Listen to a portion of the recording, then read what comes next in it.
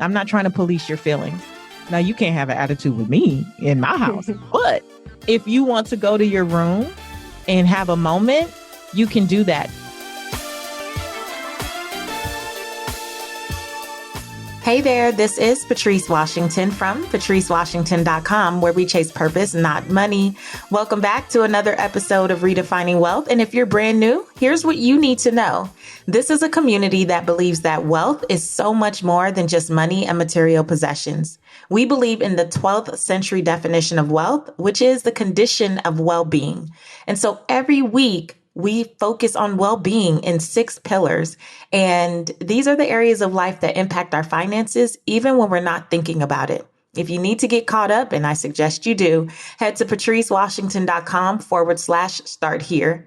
Again, the pillars can be broken down for you at patricewashington.com/start here.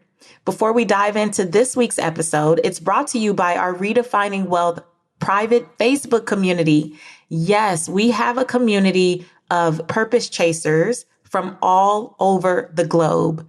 I don't believe that greatness can be created in isolation. You need people and you need like-hearted, not just like-minded folks around you. So join our free Facebook community at IamAPurposeChaser.com. You'll get to meet purpose chasers who are near you. Yes, in your own country, wherever you are. You can suggest show topics and guests and even get early access to upcoming events and programs. Purpose chasers always know first. So join us at IamAPurposeChaser.com.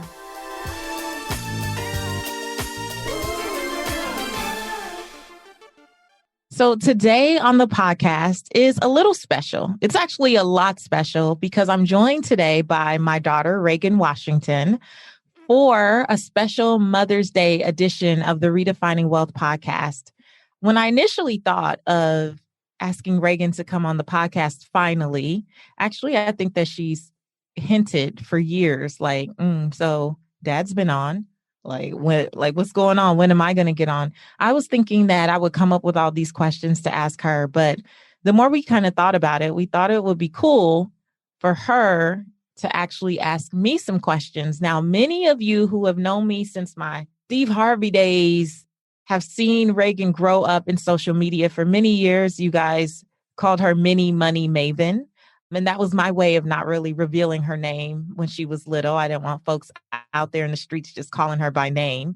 And then somehow along the way, I slipped up. Must have said your name because then people start asking me, how's Reagan?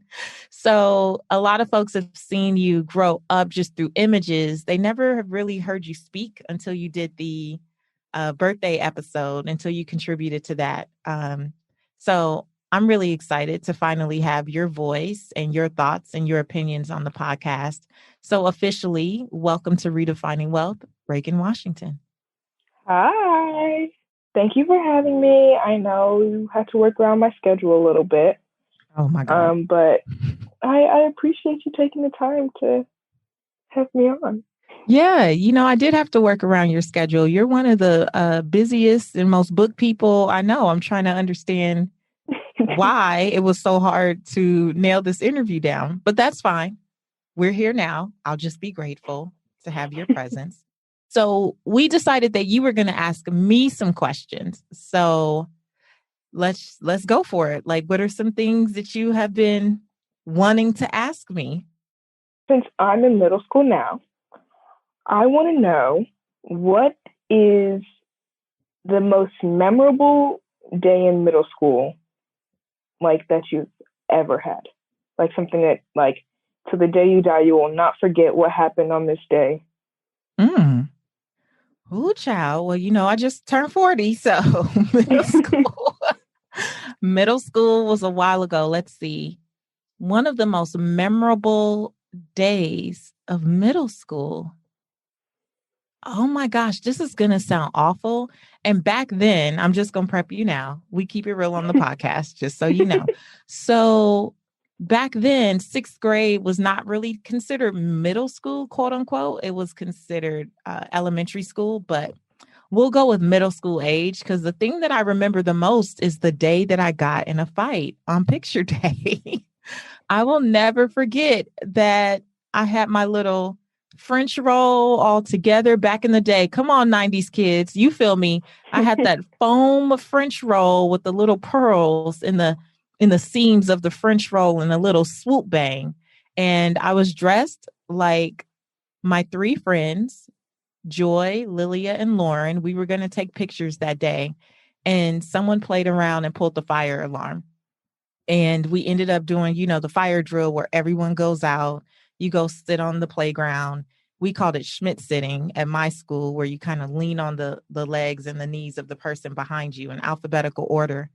And my friend got into it with a boy in the line, the Schmidt sitting line across from us. And it was really her battle. And somehow I found myself in the midst of her battle, and I started to defend her. And then the boy turned around and said, "You and your mama and your grandmama, something or the other." And before I knew it, I was on the ground rolling with this boy who was bigger than me. And my French roll was all over the place. Needless to say, I never did take a picture. And I think one of the lessons that I learned, though, is I didn't feel bad for the fight because I felt justified in standing up for myself and for my friend, because the boy was really a bully. And I don't really think it's any different than who I am now. I'm not sure that I will really come to blows with anyone at this stage in my life. But I do realize that for me in middle school, what I was very clear about is that you don't take advantage of people that I love. And I think that that's still something that I have. But now I learned how to fight with my words, and possibly my attorney much better than much better than trying to fight with my hands in sixth grade. But that was a day I'll never forget. The rest of it is a blur. Okay. I would never get in a fight. I'm a good kid. I wasn't a bad kid. Are you judging? I mean, maybe a little. Well, that's good. I hope that you never have to, never desire to.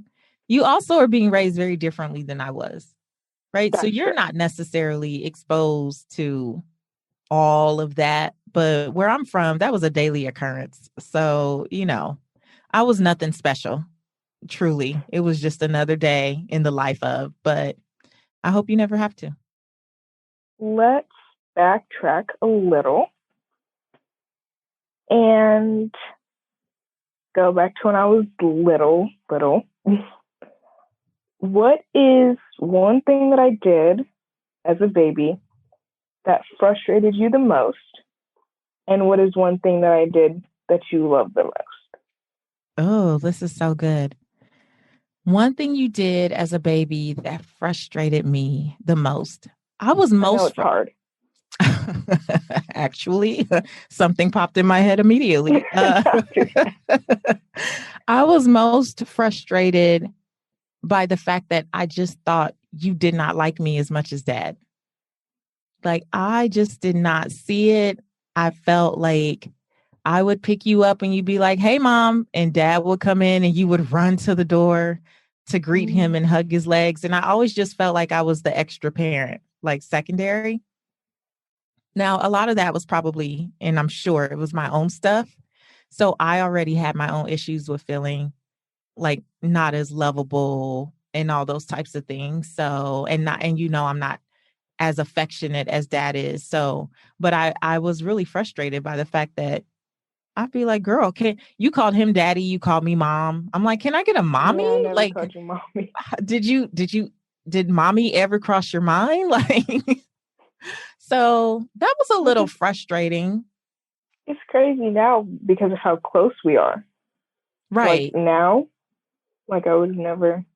I think you hit double digits and you were like, "Oh, I'm gonna be a woman. I should be hanging out with her, not him." Yeah. Like, and then something switched, and now Dad, I think, is feeling the frustration that I had. Like the first 9 years, I think he's like, "Oh wow, she just wants to hang out with Mom or stay with Mom and not be with me." So you go through those phases. So that was frustrating. Something that I loved about you. Oh my gosh. Now, honestly, I loved a lot of things about you I still do, obviously, but as a little kid, I loved how inquisitive you were. you would stump me all the time and ask me things that I was like, oh my God, I'm 29. Maybe I should know this or something. Like, you would always ask me really deep questions about, like, what does God look like? And, you would ask me business questions, and you would try to sell my books when you were in kindergarten to ladies in the office. Like, you were such a little business person and just always inquisitive. And I love that about you, because it just let me know that you were aware, that you were paying attention. And I think another thing that I always thought was hilarious is when we would go out to like IHOP or go anywhere and men would try to flirt with me, you would find my ring finger and slap it on the table as if to say, like, okay, she's taken. Or do you remember that? Used to be like, Dad said, I'm like, Yep. all he did was say, what time is it? Why are you making sure that people know I'm married? What is that about? I'll be watching that. Their eyes be wondering. Mm-hmm. Yeah. So that was frustrating, feeling like you like Dad more. And then lovable, so many things, really inquisitive and just very aware. Aw, I love you too. What would you have named me if I was a boy? Oh my gosh. I've never thought about that. Really? No, I didn't have a boy and a girl name. I literally just knew with everything in me that you were going to be a girl. I had never even considered the possibility of having a boy. I don't know. It was just a very instinctive type of thing. I knew I was pregnant before a pregnancy test could tell me. I knew you were a girl before I even had an ultrasound. I kind of even knew what you would look like before I really met you. Like, you were very similar. Dad and I always tell you that you're everything that we prayed for. Mm-hmm. We tell you that all the time. Personality wise, you are to a T what I wrote in this little red leather journal that I had when I was on bed rest.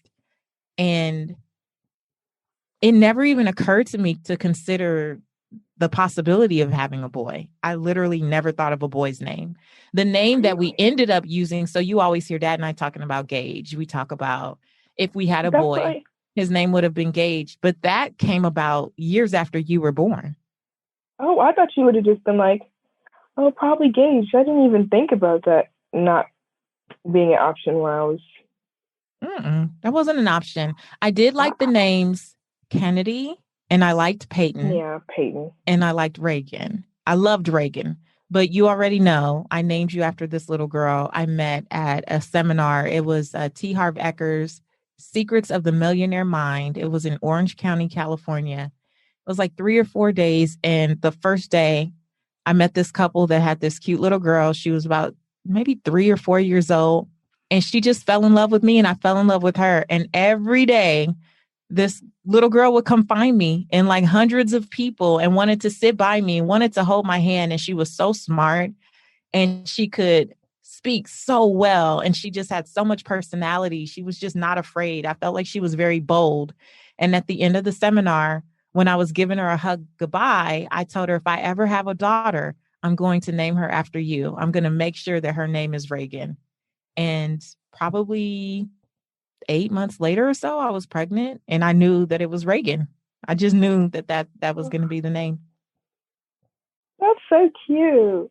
A lot of times when I ask my friends and we're like, what do you think, like, what's another name you would see me as? They're like, I don't know. I really only see you as Reagan. I'm like, I really don't look like anything else but a Reagan.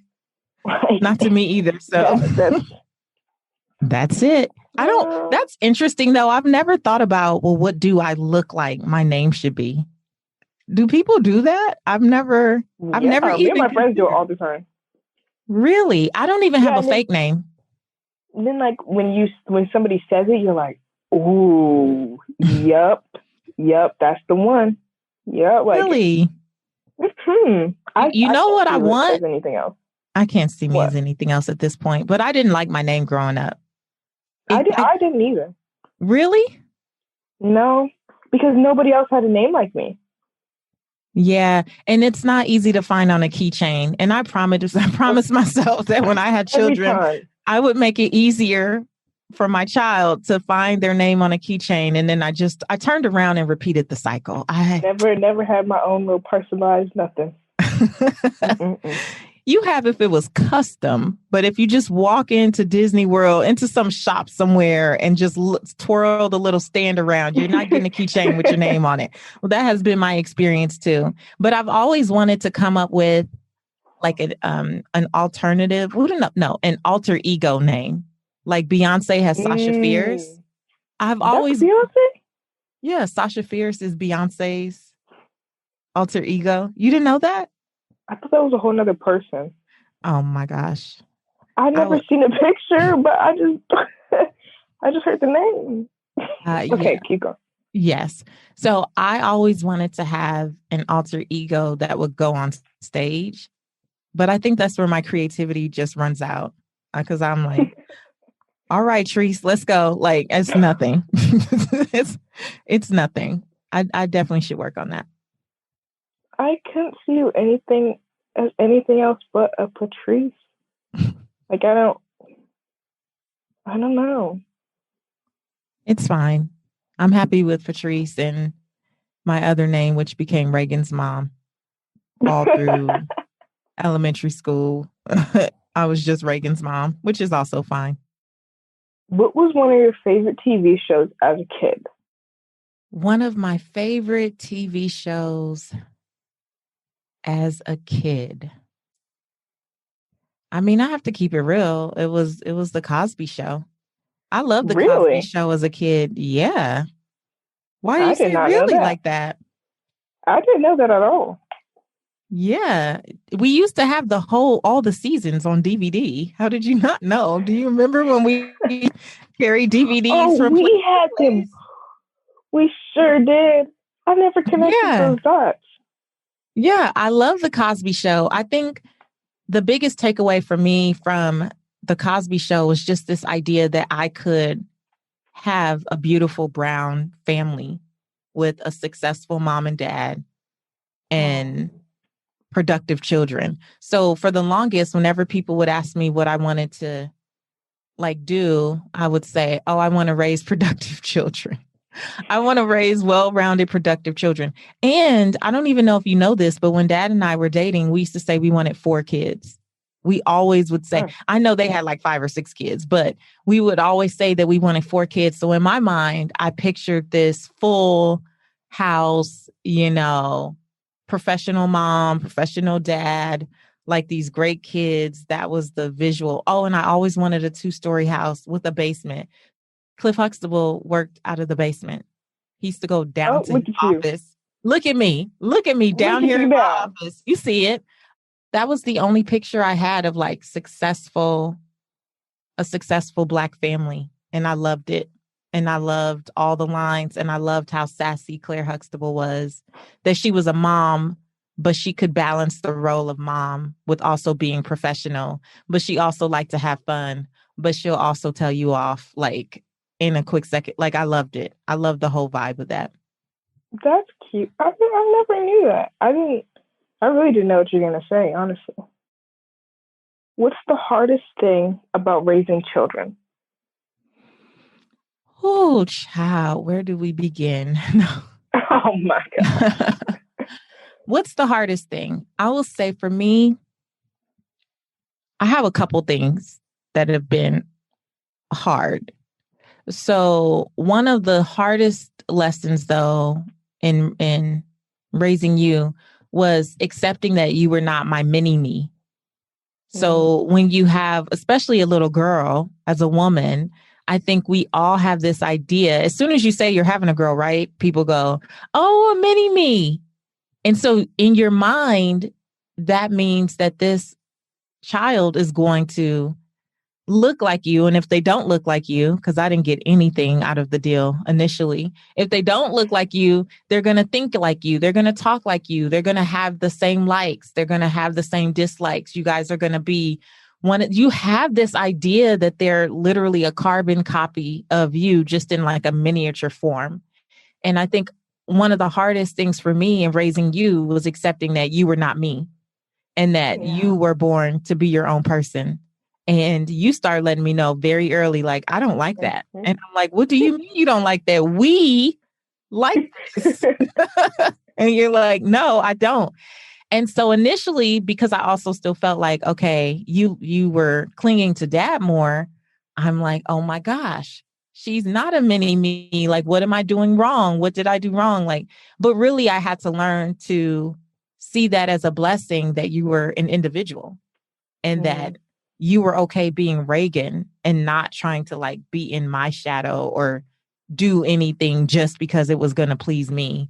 Like, you don't have a problem being like, yeah, I don't like that. And that's dad gets concerned because he's like, I don't know. Are you arguing? Are you just, what we can agree to disagree. And we've learned let like that flow. But I think for me, initially, the hardest thing was like, oh, wow, she's a whole person. She's not just little Patrice Washington. She is Reagan Washington, and she is entitled to her own opinions, thoughts, beliefs, all of those things. And it was hard. That was hard to let go of. But I think the more I released that, the better our relationship has been as the years have gone on. Surprisingly, a lot of our interests are compared to when you were my age are different. Even academic wise, especially. It's interesting because we still get along very well, even though we're so different, but we're also really alike at the same time.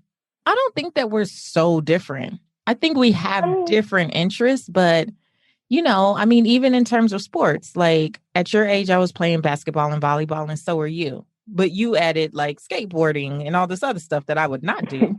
So like you have your own version of things. But I think that we're actually more alike than not. But I'm 40 and you're 13.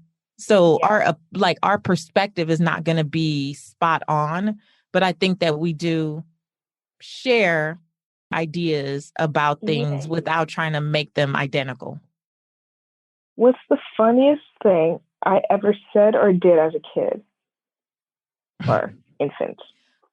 I was going to say, like, are you not a kid anymore? Or is this like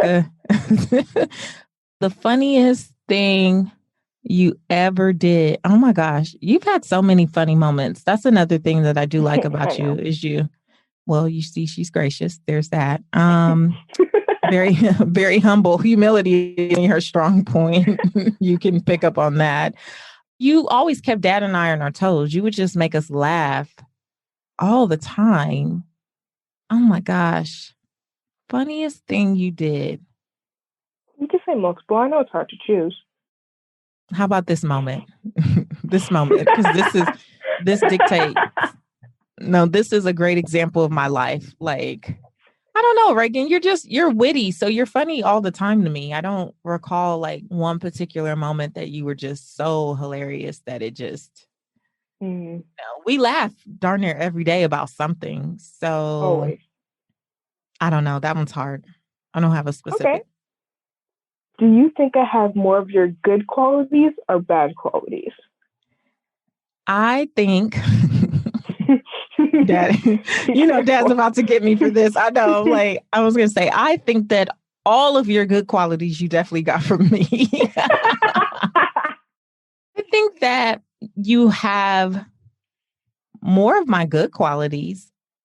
I think that you're an independent thinker, which is a great quality. You don't necessarily just go with whatever is going on.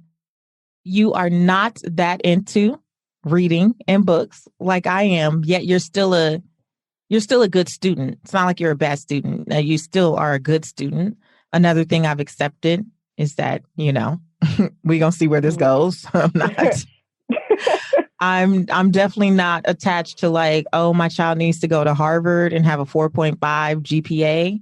I want you to be a productive citizen and do what you feel purpose to do. As long as you're a good human being and you treat people well and you pay your taxes and you stay off drugs and all those things like that. Those are the things that actually matter. Whether you have a 3.0 or 4.5 don't necessarily matter, although I'm always going to push because I believe you have what it takes. But anywho, good qualities. I think that overall you're a good people person. I think that you can talk to anyone about anything, no matter their age, because adults love you. Like all the older people I know, Lisa Bilyeu, Lori Harder, Tim Story, they're always like, Reagan is awesome. Doreen Rainey, like they just love talking to you as a person. So I think you are a great conversationalist when you feel like it. I think you also, you may have gotten this from dad or I, you know when to withdraw and go take care of yourself.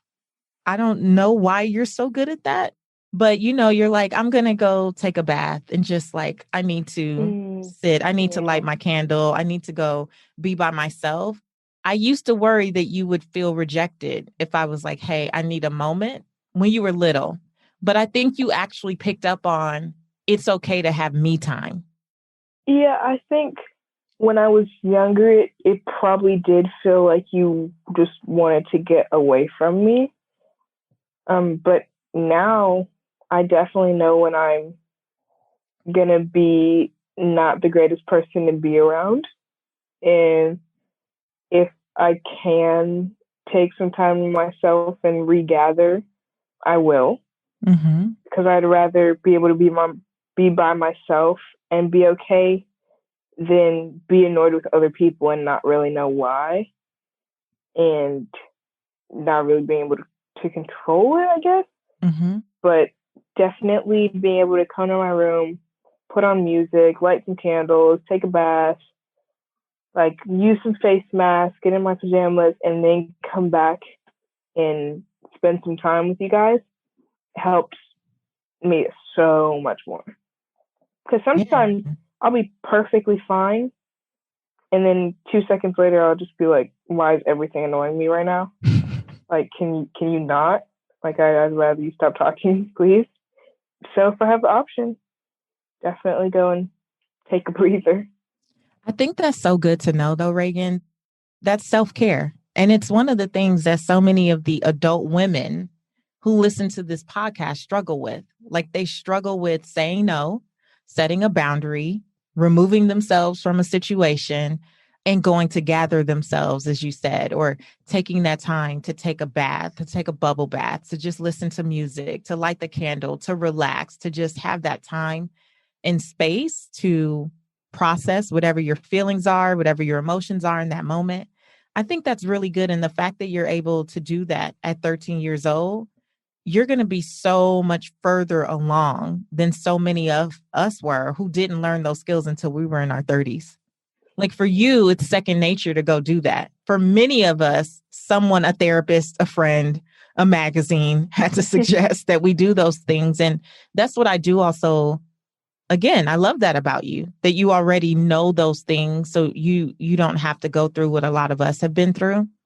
I think it also goes back though to when you were younger. I don't know if you remember when you would get upset. Like every day after school, you used to tell me about your day. Like you would always like have some story or want to say something. And then sometimes you would be so frustrated because of something, or maybe you got in trouble and you were frustrated. And I would tell you that you had the right to your emotions. Because when I was little, if you had a bad day, people couldn't accept you had a bad day. Like it'd be like, fix your face. Okay, well, ma'am, I had a bad day. Like I'm entitled to having a bad day. You can have a bad day at work. Why can't I have a bad day at school? And one of the things that I've intentionally wanted to do was make sure that you always knew it was okay to feel your feelings. I'm not trying to police your feelings. Now, you can't have an attitude with me in my house, but if you want to go to your room and have a moment, you can do that. Do you remember you used to do that in like first, second grade? I remember you telling me, but I don't quite remember like what was happening in that moment. I think I brought out my emotion on you and it came off as disrespectful, and you're kind of like, whoa, hold on. You can go and do that in your room. I'll give you a second. Come down when you feel like it, but don't do that to me. No, that's what we're not going to do. So that's what we're not about to do. Yeah. So I storm upstairs, go be mad for a little bit, come back down, restart, and then we act like it never happened. Mm-hmm. But you were entitled to your emotions, even at 6 years old, even at 10 years old. You're entitled to have a bad day. You're entitled to not feel well.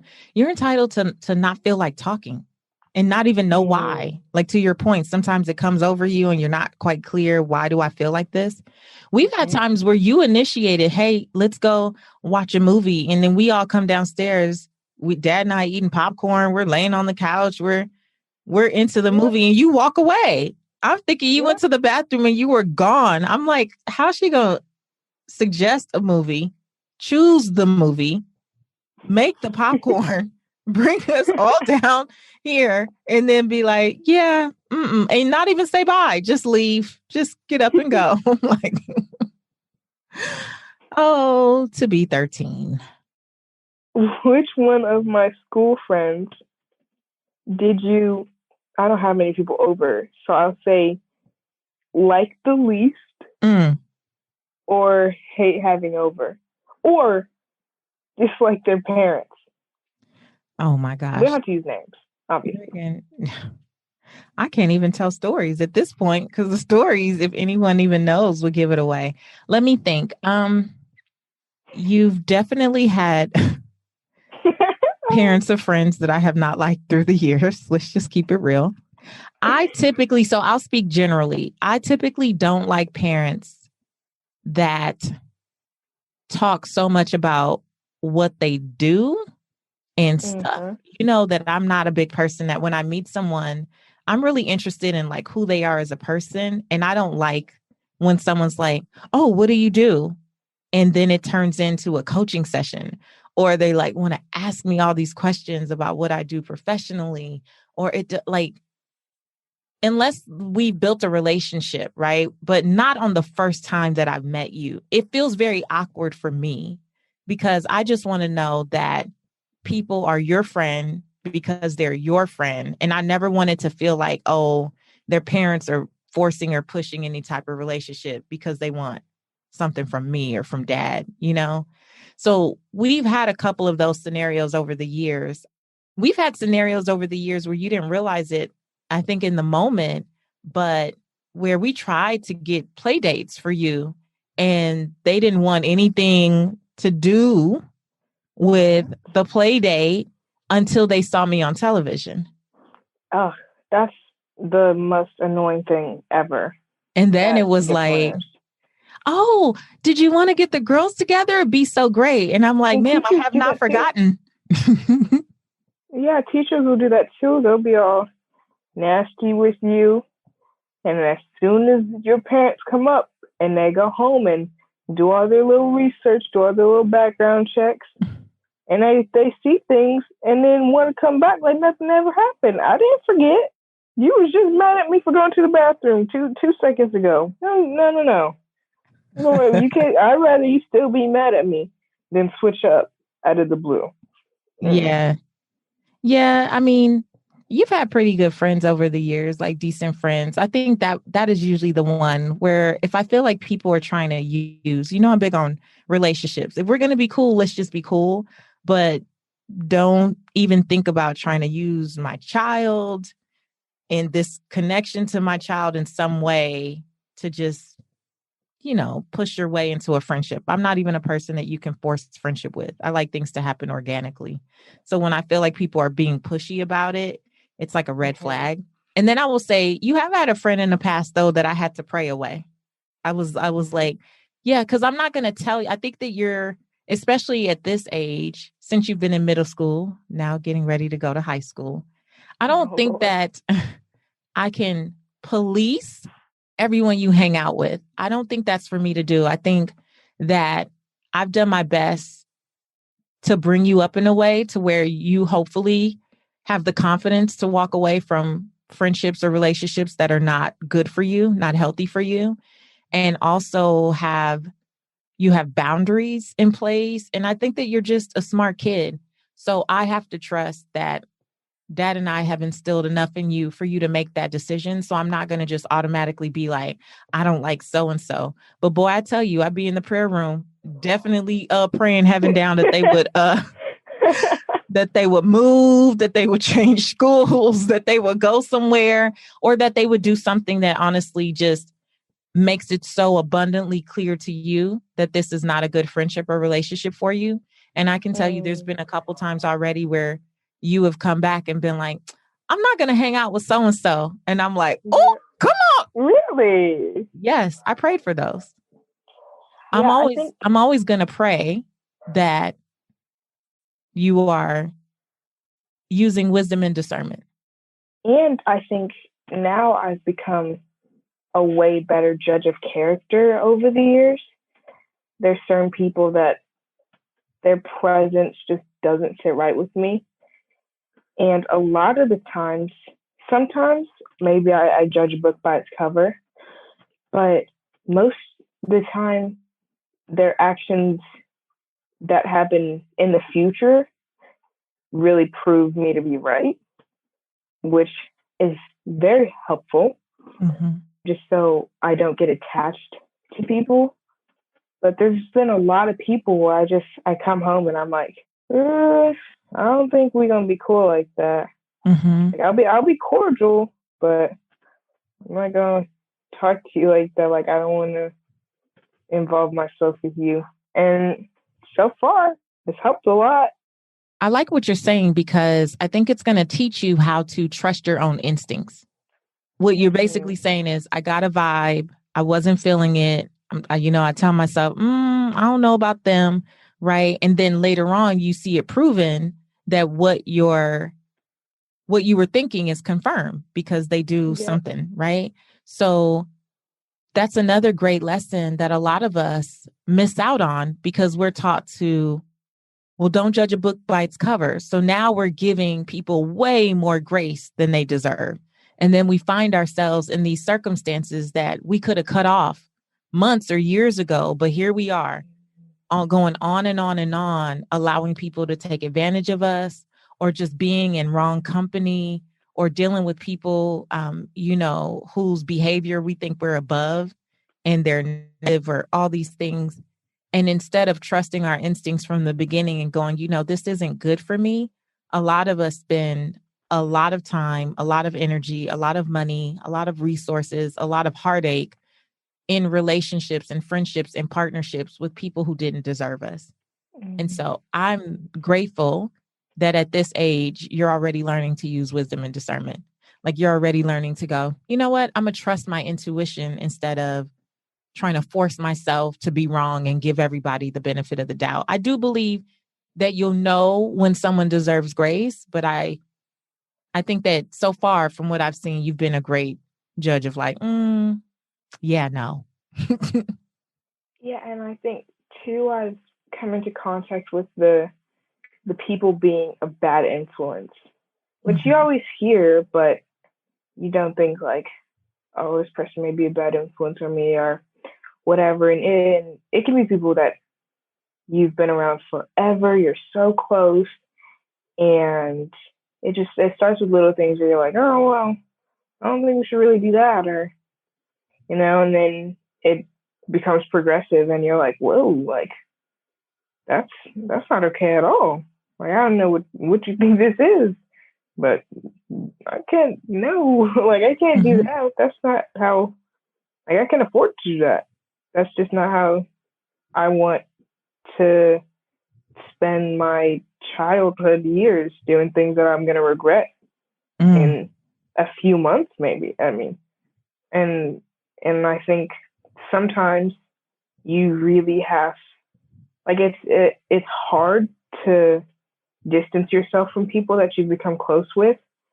But when you do, and when time has passed and you see that they've continued to do the same things that you warned them about, or was like, oh, that's not okay, you feel a bit better because you're not in that situation, and you feel like, wow, I saved myself from that one. Because now they're doing all the things, doing whatever they want. And the people that they're around and their parents and whomever may not care, but the people that I'm around and the people that I want to surround myself with will care. And even if I think that, oh, I won't do that, oh, I won't do this, it doesn't matter. You like peer pressure is real. Mm-hmm. Like you may not think that things are going to happen at that moment, but no one plans on doing something that they're going to regret, you know? So Mm-hmm. I think those kind of lessons have been extremely helpful this early on. Mm-hmm. I'm proud of you. Thank you. I think the hardest thing about being a parent is not being sure if you're doing it right. Mm. They always say there's no parenting manuals and, there's millions of books on parenting. So we probably should stop saying that. There are lots of things that you can read, that you can research, that you can study around parenting. But at the end of the day, there's no parenting manual for each individual, who is born. And you really don't know exactly what your child is going to be like until you just continue to watch them develop. And I always tell people, and I'm going to tell you, that I am so proud of the young woman that you are growing into, because I just think about your confidence and I think about your decision making and I think about the way you process the world and how drastically different it all is from who I was at 13 as someone who had, lower self-esteem in terms of my looks.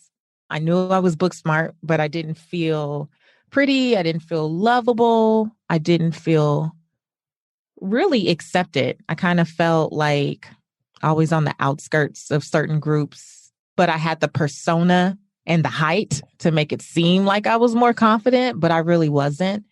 But I watch you and the way you move through the world and just the way we converse on a daily basis. And I'm like, wow, if I had Reagan's confidence at 13, I think the confidence that I see in you, I probably started to get around 28, which is interesting because you were 2 years old by then.